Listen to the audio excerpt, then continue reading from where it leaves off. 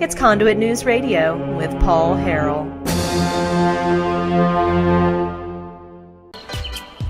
The planks in the Republican Party platform matter. They mean something.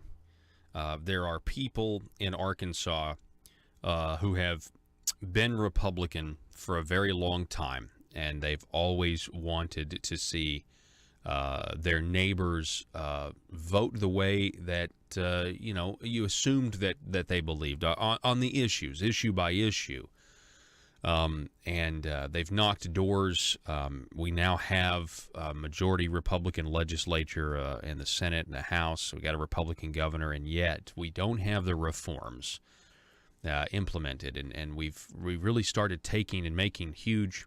The conservatives started making huge gains in 2010, and we're approaching now, a legislative session in 2019, and it may be close to a decade even if we get anything. And I don't really know if we are going to get much more done in terms of real reform. I think that's why these elections are so important. There are primaries, though, across the state. And in many cases, just like State Representative Josh Miller, one of the most conservative state representatives, and he was challenged by the governor in 2016. They found a candidate to challenge Josh Miller. Josh Miller handedly defeated him because of Josh Miller's conservative record. A similar situation is happening in the Northeast Arkansas District 53 with State Representative Dan Sullivan and a Dr. Cole Peck. One of the key. Well, let me just say this. I'm gonna skip my monologue here because we're gonna talk to State Representative Dan Sullivan coming up here at 7:33. But on Friday there was a debate at the NEA Political Animals Club between these two candidates in a Republican primary. And in a Republican primary, each candidate is trying to convince the electorate that they're the more conservative, and that's essentially what's happened here. The difference being Dan Sullivan actually has a voting record to back it up. Also, you have to look at, who is funding Dr. Cole Peck. Specifically, it's people from the healthcare industry who are very upset at State Representative Dan Sullivan's bill to save taxpayer money and allow advanced practice nurses to practice within the full scope of their training. Okay. And so this was... This was they talked a lot about this at the debate. Matter of fact, let's get to that one first. Let's go to the question of advanced practice nurses. Joe, do you see that one? Yeah. So this was the question: are you for advanced practice nurses practicing to their full scope? This was on Friday. Take a listen. My question is: are you for full practice authority for nurse practitioners in Arkansas? And this is Dan Sullivan speaks first. I've sponsored that twice, and it's been a very heavy lift to do that because doctors show up en masse in their white coats, and the fact is the Medical Society and the Hospital Association are two of the most powerful lobbies in the state of Arkansas, bar none. And when you go up against that lobby, you risk not getting donations for your campaign from the Medical Society and the hospital, which is a lot of money for a lot of people.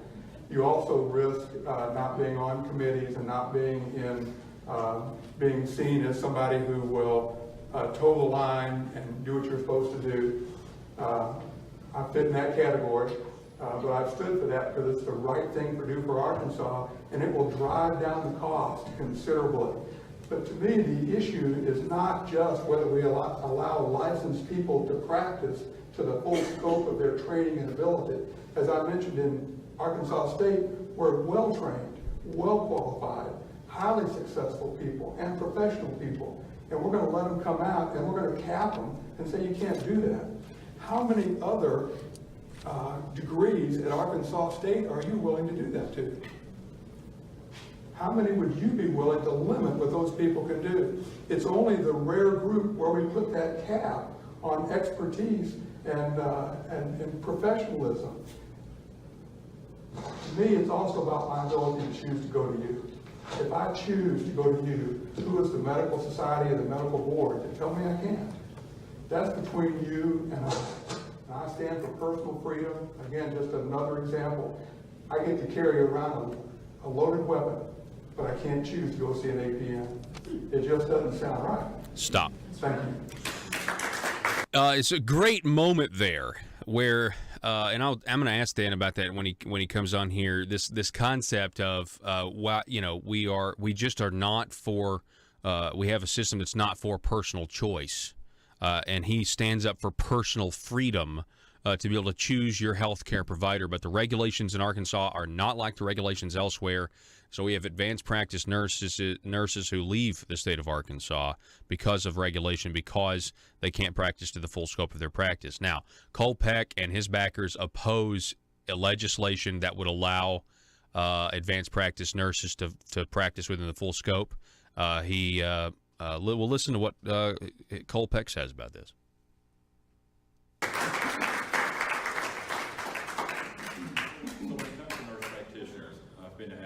Practitioners for several years. My clinics, the ER, we use nurse practitioners. I have no issue with nurse practitioners. I respect them as individuals, and I value the work that they do.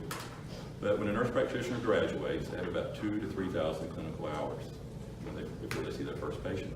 Physician, when they graduate from residency, has between 16,000 and 20,000 hours. And to be honest, neither one of those is probably enough to feel fully comfortable taking care of a patient. So like I was talking about with the telemedicine issue earlier, to me, you got to put the patient first about safety. Okay, so you have a newly minted nurse practitioner, you put her out in a very rural area all by herself, and what you're asking is to take the safety net of a collaborative physician away. Stop. Is he assuming the gender there? Uh-oh. He's assuming the gender. Put her all by herself. She's just a stupid woman. All right, keep going. About that. Now, for the nurse practitioner that's been out there for 15, 10 years, that's a different story. It's a totally different story. My goodness. And I think when it comes to healthcare, the team approach is best. And the team being all the way from the receptionist to the nurse, to the doctor, to the nurse practitioner.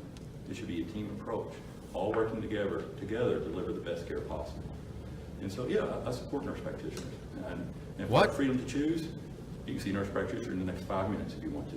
There's one. You guys should go to my clinic and you can see it. So you have the right to choose, and it's already there. It's already there. You are now. What a weird. This has got to be corrected. What a strange answer. He says he likes nurse practitioners, but does not support their. Does not support what Dan Sullivan said, to practice within the full scope, which would save taxpayer money because the Medicaid, you get a lower reimbursement rate for nurse practitioners. The state pays less for them than they do doctors, which is why the medical society opposes it. And so he says, I don't want them to be able to do that because they don't have the experience. And so he is basically, in the name of public safety. That's Cole Peck there. I don't believe in that choice. I don't believe in giving you, the individual, the freedom to contract with whoever you want, to go see whoever you want. I don't believe in that. But then at the end of his statement, he says, oh, by the way, you have the choice. You have the choice. You can go see one right now. But not in the full scope, you can't. Anyway, is that not strange? He's all over the place in answering this. And the reason I wanted look, I understand he was talking about me last night. He backed out of the Craighead County Republican Committee debate. And then when we talked about it on the program, he all of a sudden, and we've got text messages, he was out. He absolutely backed out of the debate last night in this Republican primary. And then he came back and decided, no, I am going to debate. I am going to debate now, okay, which is really strange. And I understand last night he was talking about me, or I came up in some capacity, whatever. Listen, I've invited you on the program. I'd love to talk to you and actually try to help you communicate better because you're all over the place. But I'm going to use this debate and this audio. Now we have you on a position, okay? We know that Dan Sullivan wants less regulations in healthcare, and you want the same. You don't want any because your backers want everything to stay the same, and you support Arkansas Works. let's get to the next contrast between these two candidates, okay? And let's get to Arkansas Works. Here, I want you to listen does Kolpeck answer this question? Yeah, Kolpeck answers this question first. He gets a question from the audience, and it's the strangest answer. Kolpeck defends Arkansas Works Obamacare, a welfare program, by criticizing other welfare programs. It's very strange. Listen to this. How do you possibly support in your statement about Arkansas Works when you know how much it costs? And do you know when the enrollees have gone up and up, I think from 225,000 to 320,000, and how can you possibly lower taxes as when Arkansas is in Medicaid expansion? Well, again, the Obamacare penalties and the taxes that come with Obamacare are going to be there regardless if you get rid of Arkansas Works. Stop for a second. Arkansas Works is first of all, the penalties, okay, of Obamacare, the big one, the individual mandate, is gone. So you might want to include that one. So that's a key plank in Obamacare. So it's coming crashing down. Secondly, the dish payments to hospitals have not stopped, and they're never going to stop. So there was no reason to do this. But keep going. coming down instead of going up. You know, there was a lot of abuse that was going on. People who were living in other states, people that didn't really qualify, that were getting on it. And so over the last year or so, those have been purged. But if you want to get people off Arkansas, door's still open. You got to bring jobs back to the area, and people got to be willing to take those jobs. Okay, and we're talking about entitlement reform. Stop. It should just be Stop. healthcare. It should be all of So he's for Arkansas Works. If you want to get rid of it, you got to bring jobs back to the area. Well, okay, and then you got to have people willing to take those jobs. Okay, well, we have people who are not willing to take those jobs, sir. That's why they're on Arkansas Works. They're not on Arkansas Works because there's no jobs. Is he saying that people are on Arkansas Works because there's no jobs? That doesn't make any sense. Keep going. reform. Again, I work in the ER. I see this.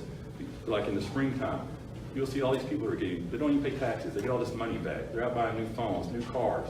And who's paying for that? That's all of us. We're paying for that. And that's not right. Stop. So we got to do better. He is trying to defend his support for Arkansas Works welfare by criticizing Obama phones and people who get the earned income tax credit. Does he not see that those two things are really weirdly the opposite? Like that, he's contradicting himself. That doesn't make any sense. If we're talking about a conservative worldview, that makes no sense. Any way you shake it. Keep going. Cost of health care down for everybody.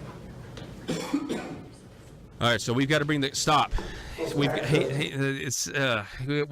to bring the cost of health care down for everybody. And I don't even know. Like, Arkansas Works is not going to do that. I mean, we're still 48th or 49th in health care since we've implemented this thing. Okay, so back it up a little bit. So State Representative Dan Sullivan responds to the question of Arkansas Works. Again, Care is not the problem. Yeah, go ahead. It's the cost of health care that's the problem. And I sponsored several bills to bring down health care that do not impact Affordable Care Act. The APN would save us tens of millions of dollars. Telehealth save us tens of millions of dollars. Allowing our pharmacists to do some more than they currently practice would save us tens of millions of dollars. In the study that the state did about the task force, as we all love to know, telehealth and APNs were a part of that plan, but never got hurt. Never got hurt. That's the way we drive down health care. Enrollment. Yeah, and that's exactly right. They never got heard because the medical society, and they're all one big giant healthcare industrialized complex is what they are. Do I have to go to break? Okay, I've got at least one more clip I want to play from this debate. And these differences, by the way, a big difference was tort reform. And there's a huge difference in almost every Republican primary is whether or not you support that tort reform. Another difference between State Representative Dan Sullivan and Cole Peck. Cole Peck supports that bad tort reform law, and Dan Sullivan voted against it. Has a voting record of voting against it because It's bad tort reform, and we'll tell you why here in just a moment. Don't go anywhere. I was at this debate on Friday, the Northeast Arkansas Political Animals Club, between State Representative Dan Sullivan and Dr. Cole Peck. And they asked the audience for questions, and I decided to ask a question, and this was my question. Take a listen. It's kind of a two-parter, but because it's a Republican primary, and everybody's trying to convince the electorate that they're the most conservative. My question has to do with pro-life. And so the first part would be about the tort reform amendment that's on the ballot this November. The Arkansas Family Council, which has been a tireless warrior for pro-life causes, they oppose the tort reform on the basis of it puts a price on human life. And there's also Rose Mims, who's worked for Arkansas Right to Life. She personally is trying to campaign against this tort reform amendment based on that same idea of being pro-life. So that's the first part. And then the second part would be on the pro-life. We also do have Arkansas Works, which is taxpayer dollars going to fund insurance policies that can potentially pay for the Plan B bill, the Plan B pill or abortifacients. And so trying to figure out maybe which one of you guys is more pro-life than the other. If you guys could address that, I'd appreciate it. Stop. Okay, so that was my question. I think it's a fair question. Trying to figure out which one of these guys is more pro-life. That's the low-hanging fruit issue, right? Well, that question, I just want you to know, it derailed the rest of the debate, because then Cole Peck supporters in the audience had to ask every other question was about, it seemed like everything was about tort reform from there on out. So didn't mean to, just wanted to get an answer on that. I wanted somebody to respond to Arkansas Works taxpayer funding going to fund Plan B, and I wanted to know what you think about the pro-life organization Family Council that opposes anything that's going to limit life from natural birth to natural death, or I'm sorry, conception to natural death, and I wanted to know the answer to that. State Representative Dan Sullivan responded first. Really? Yeah, I think it's a difficult question, and I wouldn't want to down somebody's position on life. Somebody in the audience went, really? That's a difficult thing to do. I do know that I have a consistent record with Right to Life, both those groups that look at and engage those issues. My position on tort reform, I voted against that because I think our right to trial by jury is really important, and it sets a high bar for me if we're going to move away from that. The issue is, if it passes, then we'll allow our administrative executive branch to put the rules in place to make that happen. And then the legislative branch will approve those rules.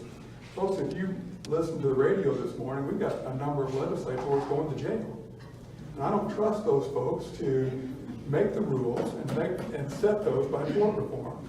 I trust our trial by jury. There's no perfect system, but I believe our jury system and that trial by jury is critically important. There was a movement out there to let our governor appoint our chief justices. Now, can you imagine our chief justices being appointed by our governor, and then the legislature and our governor writing the rules for court systems? Again, I voted against the tort reform. Another side of this is, it says we will limit what attorneys can make. Folks, I don't want to limit what anybody can make. I don't want to limit what you can make. I don't want to limit what our doctors can make. But when we say these prices are skyrocketing over here on the court side, folks, they're skyrocketing in healthcare. Why don't we, if we're going to limit one, why wouldn't we limit the other? And I'm for limiting neither. Thank you. Yeah, really good stuff there. And as State Representative Dan Sullivan talking about, I think his strongest point there was when he said, folks, I don't know if you were listening, but we got a lot of legislators going to jail. Do we want those guys to write the rules of evidence for the judiciary? And some nursing home owner who's in a big lawsuit, and then all of a sudden you'll have, all of a sudden you'll have something slipped in some bill somewhere that says the jury in this case can't consider these factors. And do not think that the legislature wouldn't do it. Do not think the legislature wouldn't do it. John Woods was, in preferred family health care people in their thermostat company, says otherwise. John Woods and him trying to slip something in to where Ecclesia College would get all the tax money if medical marijuana ever became legal, says otherwise, right? Eddie Cooper says otherwise. Hank Wilkins says otherwise. What other companies do legislators have interest in that they've passed bills and pieces of legislation for to benefit themselves? How else has this gone down? Right? Don't think that they wouldn't bat an eye at telling the jury you can't consider this incriminating evidence against a nursing home for neglect or abuse. No, I'm sorry. I believe in the separation of powers. I also believe in some form of tort reform, but not a tort reform that is specifically catered to the nursing home industry, not a tort reform that is going to limit how much an attorney can make, because I wouldn't want anyone to limit how much I can make as a radio host. We're going to be right back with State Representative Dan Sullivan, and we'll probably listen to Cole Peck and his comment on that question. Again, the question was trying to find out who's more pro-life here, and the Family Council says tort reform is not pro-life, yet Cole Peck, you support tort reform. Dan Sullivan, you don't support the bad tort reform that's on the ballot this November. We'll take your text messages at 870-275-9799. Back in a minute.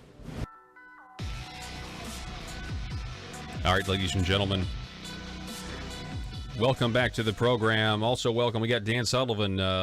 Welcome, sir. Thanks for coming. Paul. Good to be here again. Good morning to you. Waking up with us.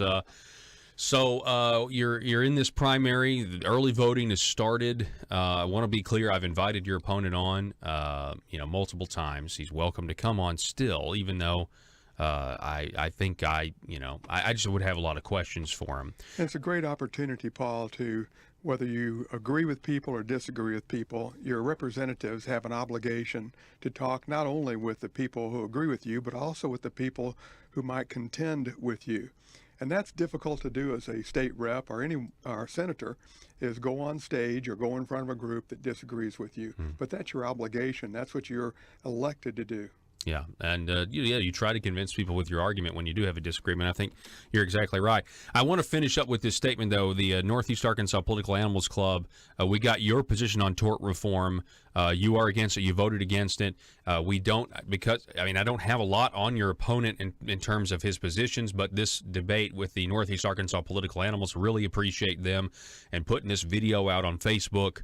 And so let's listen to your opponent's stance on tort reform, Sure. And then we'll get your reaction, Joe. Whatever. So when it comes to pro-life, I'm very pro-life. I donate to pro-life organizations. I vote for pro-life candidates. And I've dedicated my life to saving lives. So I don't know how you get more pro-life than that. I take care of patients that have had heart attacks, have been in car accidents, child abuse patients. I try to save life. All life is precious to me. And it's not just the unborn, it's all life.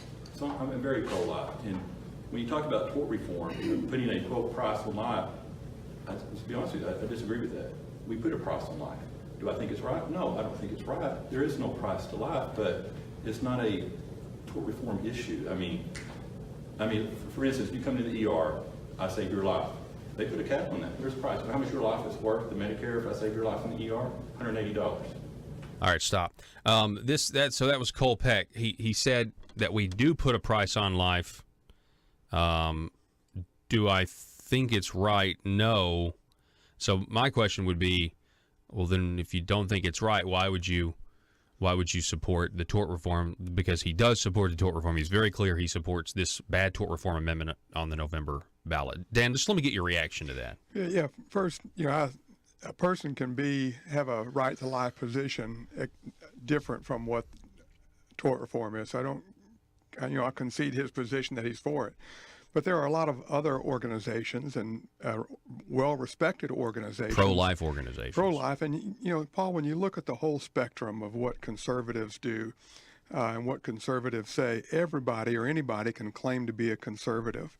So who judges that? Of course, the voters judge that. The voters judge who has the more conservative position. And in this case, on this current bill, Rose Mims from Arkansas Right to Life, although they haven't taken a position, she has opposed to this bill. And the Arkansas Family Council has clearly, and Jerry Cox, I think you have him on tomorrow. Tomorrow, yeah. Has clearly taken a position that this is a right to life issue. So I support, and to me, it's a right to life issue. That's one of the reasons I voted the way I did. But again, my opponent can take whatever position he pleases and can claim whatever position he pleases. The reason this is important is because we're talking about a Republican primary, and was the premise of my question. We're trying to figure out some differences between you two, and I mean, you have a record, and he's essentially, aside from Arkansas Works and tort reform and nurse practitioners, he says he's conservative to everybody, and so I am trying to vet that. Sure. Because I think it's an important thing to vet. We have to have some that's what a primary in the Republican Party is about. It's about the distinctions, because you're really trying to get the most conservative candidate in a Republican primary. That's what some are. Well, yes, some are, but that's what and then the Democrat primary, they're trying to get the most progressive or liberal candidate. And so it's important to get distinctions, and that's one of the reasons I just wanted him to come on the show, for the interest of our democracy.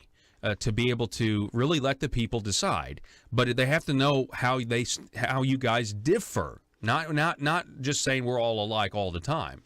You know, one of those you talked about, advanced practice nurses, and that for some people it gets a little bit in the weeds. But folks, it's really about our position on property rights. You know, the property right, the intellectual property right that nurses have is no different than the property right that a farmer has. It's no different than the property right that you have to use the property that you have without intervention by the government. And my position, and that we met with the advanced practice nurses last night. There were probably 30 of them at a meeting. And that was my point to them. Folks, it's not just about your ability as a licensed professional, but it's about my ability as a consumer or a patient to choose and have the freedom to choose what I want. I think our president talked to the NRA about that last week. I don't know if you sent him my notes or not, but he kind of followed up on me. Yeah, this is, I do want to talk about this. I actually really, I wish I could find it. I don't have it at the tip of my fingers, but you actually said that. We played that. Yeah. It was so interesting. So just tell everybody what you said at that debate about the concept of, restricting people's freedoms. You can't go see an advanced nurse practitioner. Or you can't call your doctor on your telephone. Right. But you're willing to allow people to carry a lethal weapon. Right. Which we support, which is clear, which is great. You're just pointing out the contradiction. Yes. How can both of us say that we are pro Second Amendment, but only one of us says we're going to limit their restriction on calling your doctor on your phone or going to an advanced practice That's a really good point. They're just not consistent. Yeah. And that's the very point our president was making. At the NRA, then President Trump, he said like the exact same thing. Yeah. Yeah, again, I don't know if he was listening to Paul Harrell's show or not. No. But, if you take our rights and you put them into a silo and you say you have the Second Amendment right, and you have the First Amendment right, and you have all these amendments that were, and again, remember, those rights were given to us by God, not by the government. So your property rights are not for the government to issue you. Therefore, that God has given you those rights, and you should have some freedom to exercise those. And the same thing in education. Our education has been taken over by the government, and they tell our teachers how, when, where, and what to teach. Experts, research has now determined what your children can hear and learn in school.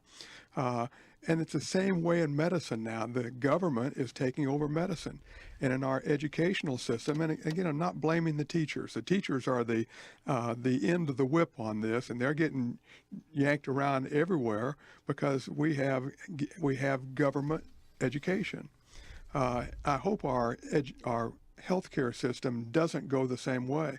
And I hope all of our healthcare professionals, whether they be at whatever level, that they understand that Arkansas Works is the largest expansion of government control in the history of our nation and the history of our state. We're going to end up in the same place we did with education if we don't stop. Yeah, so speaking of education, we're talking about freedom versus, no freedom.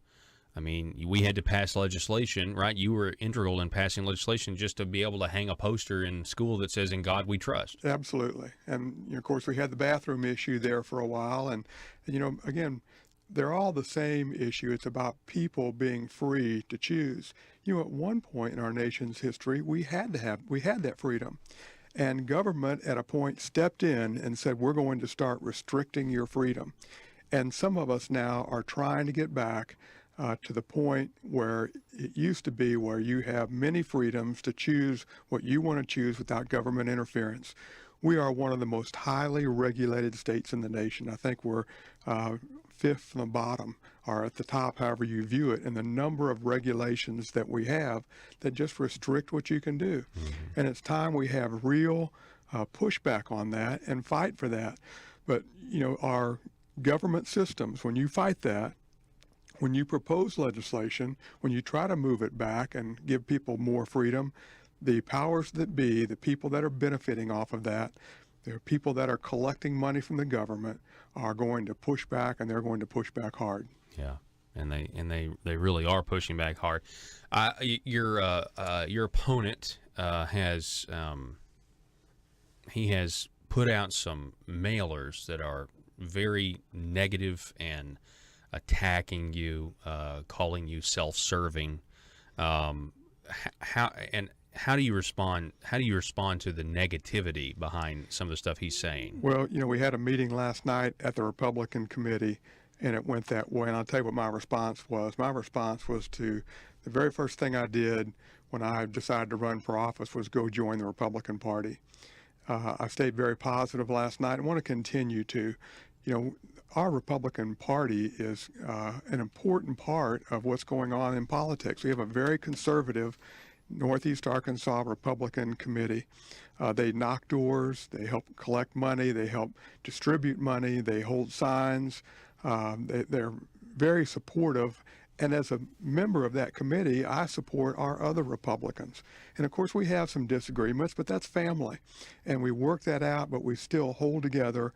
As a matter of fact, in the Republican committee meetings, there's a rule that you shouldn't not to speak against your opponent. And I held to that last night, and will continue to. I've never done negative campaigning. I've always stood, and it's fair to challenge the other person's voting record and say, I wouldn't have voted on such and such an issue this way. I've had those discussions, and that's iron sharpening iron, and that's a good thing. But to attack people's character is just not the thing that we need to do, and especially within our committee. I think it was Ronald Reagan's 11th commandment. And people throw that one at me a lot. Yeah. And I say, no, Reagan would be with me today. Well, again, but Paul, I think you stay on the issues. And if we're talking about the issues, it's a fair debate to have. Just like, people are saying, well, everybody says they're conservative now. Yeah. Everybody says they're pro-life. Everybody says they are Second Amendment champion. They do. Yeah, but when you look at what their record is, I had a record of not only standing up for things legislatively, but when the International Property Code came up, that was not a legislative issue, but it was important to my community, and I took a position. Yeah. When the local tax increase came up, it was not a legislative decision, but I took a position to stand up at that time.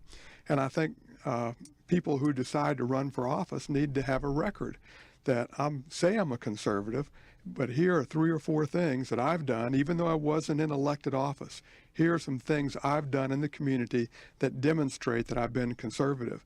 It's not enough for people just to say I am one. Yeah, platitudes. That's a good point. And I would say the idea that you're self-serving is just not consistent with the fact that you voted. Your former position was in the healthcare industry. Sure. And if you would have voted for tort reform, that would have greatly benefited the industry in terms of, diminishing people's right to sue or get or seek damages if there is something bad that happens. And you voted against tort reform, Sure. which is against your own interest or your former interest. It's in my interest in that I'm a taxpayer. and that I support freedom and I want to reduce the size of government. That's what that was about. Arkansas works the same way. You know, I did not vote for it, have fought against it because it's not in the best interest of the taxpayer. Although it did, Arkansas Works helps everybody in the healthcare industry, but it's not in the taxpayer's best interest. So, you know, I would disagree with my opponent in that in the positions I have taken, are not self-serving. Yeah. State Representative Dan Sullivan, I appreciate it. You're going out to knock doors or something, I assume? Yes. We got your vote, right? Yeah. Well, if I lived in District 53, I think the choice would be clear. That's right. Well, listen, Yeah. I would encourage people to get out and vote. I think we've only got about 400 or 500 early votes in Jonesboro. And folks, it's critically important that you get out to vote. Whoever your candidate is, we need for us, our community, to get out and vote and make your voice heard. All righty. State Representative Dan Sullivan. Folks, we're going to take a break. This is Conduit News Radio. Back in just a moment.